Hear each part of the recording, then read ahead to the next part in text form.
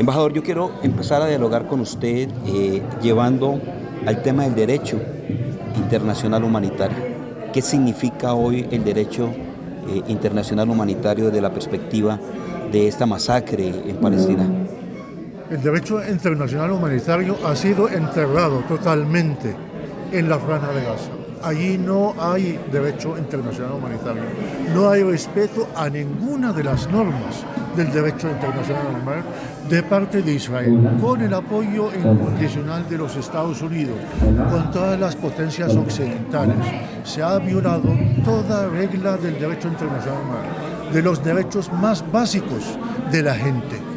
Entonces lo que estamos viendo allá es una masacre, es un genocidio continuo que se comete todos los días en contra del pueblo palestino con un total silencio y complicidad, porque esto no lo podría llevar a cabo Israel si no tuviera el apoyo, no solo político, sino también militar, económico, diplomático, mediático de los Estados Unidos y de todas estas potencias internacionales occidentales que están siendo cómplices en este genocidio. Entonces el pueblo palestino en la Franja de Gaza, el pueblo palestino en Cisjordania, en los campos de refugiados, el mundo entero se está dando cuenta de que lo que ha creado la humanidad entera después de la Segunda Guerra Mundial ha sido enterrado allí en esas arenas de la Franja de Gaza.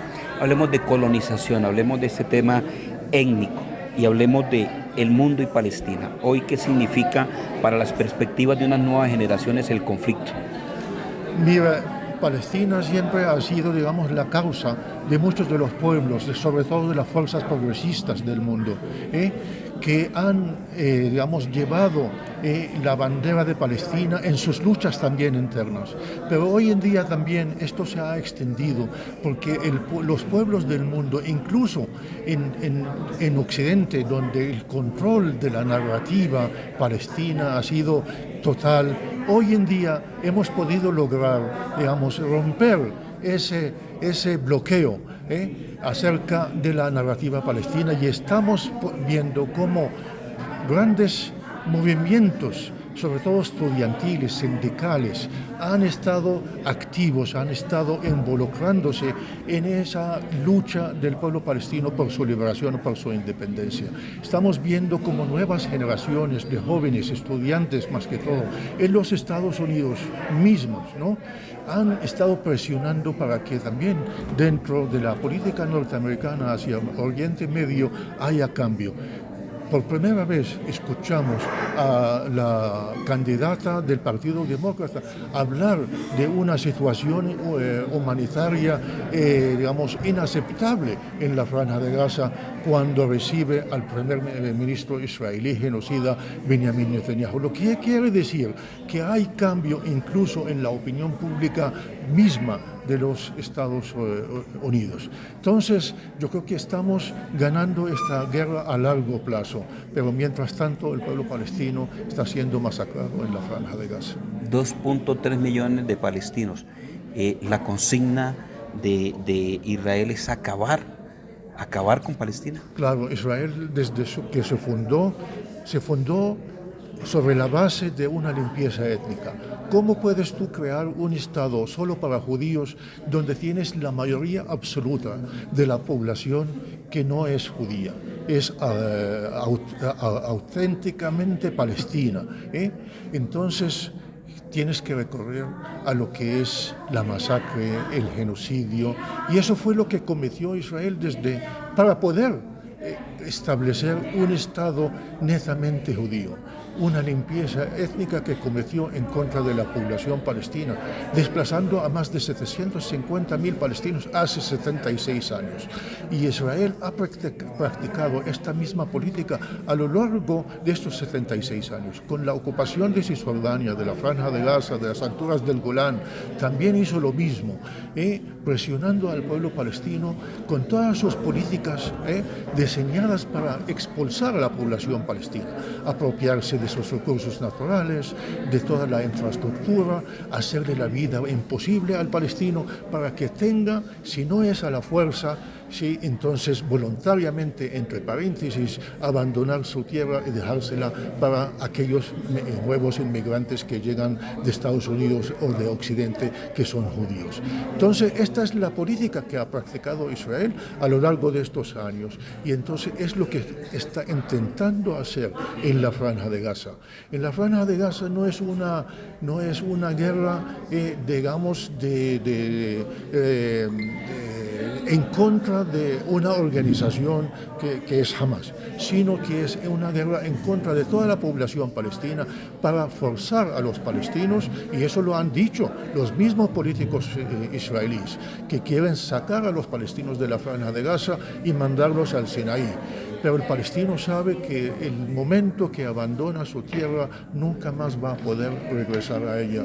Entonces los palestinos por eso resisten, aguantan y saben que esta tierra les pertenece, y esta lucha algún día va a llevar a la victoria que significa el establecimiento de un Estado palestino independiente, soberano, el pueblo palestino recuperar su derecho a la libertad, y que los palestinos refugiados que llevan esperando 76 años en los campos de refugiados puedan algún día volver a su tierra. Embajador, en ese momento tenemos el conflicto.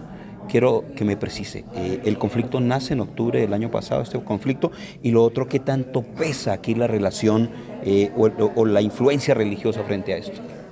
El conflicto, claro que no nace en el 7 de octubre. Esto fue una reacción a las políticas de Israel, políticas de exterminio, de limpieza étnica, de ocupación, de colonización, que lleva 76 años. Cualquier pueblo hubiera reaccionado de la misma manera. El pueblo palestino no es diferente a los demás pueblos. Cualquier pueblo, el pueblo colombiano que sea mañana invadido por una fuerza extranjera, reaccionaría también.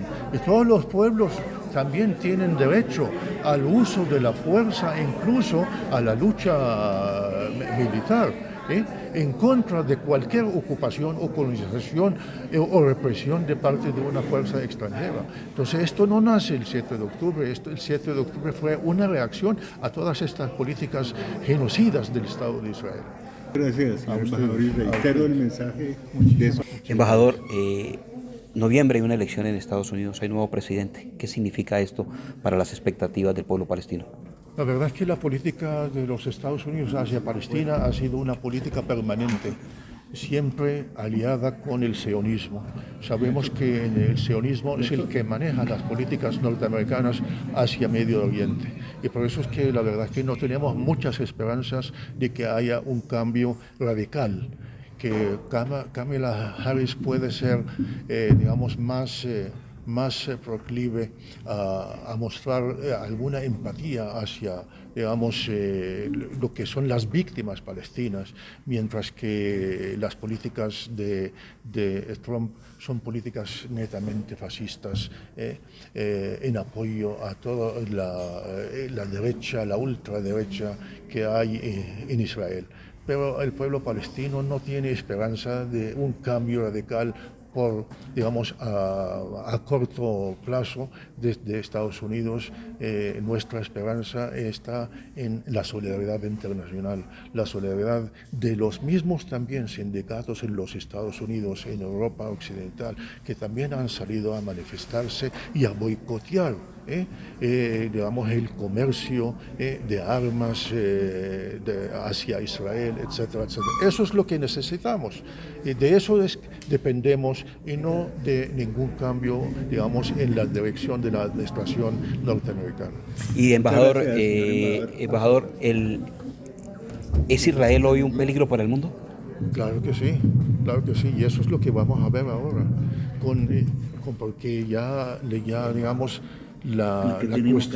la cuestión no es solo la Franja de Gaza lo que está pasando de genocidio, sino que esto puede extenderse a ser una guerra regional e incluso mundial. Muchas gracias. Embajador, mucho gusto. Embajador, ¿por qué el objetivo son las universidades y los colegios? por la cuestión de que la educación para el pueblo palestino siempre ha sido una de las herramientas de la lucha por su existencia, por su bienestar, por su progreso y por lograr sus metas de la liberación y la independencia. Entonces ellos saben, los israelíes, saben la importancia que tiene la educación para el pueblo palestino, para la familia palestina, que ha perdido todo y que ha encontrado en la educación como, digamos, la única manera de poder, digamos, lograr un progreso para su familia y para también la sociedad.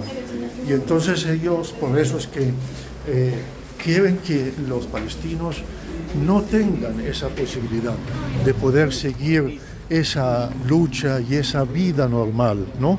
De tener hospitales, de tener educación, universidades, unas de las mejores universidades que había en la Franja de Gaza, a pesar del bloqueo y a pesar de todas las políticas y los bombardeos israelíes, etcétera, pero allá los palestinos luchando en la Franja de Gaza pudieron establecer unas de las mejores universidades, ¿no?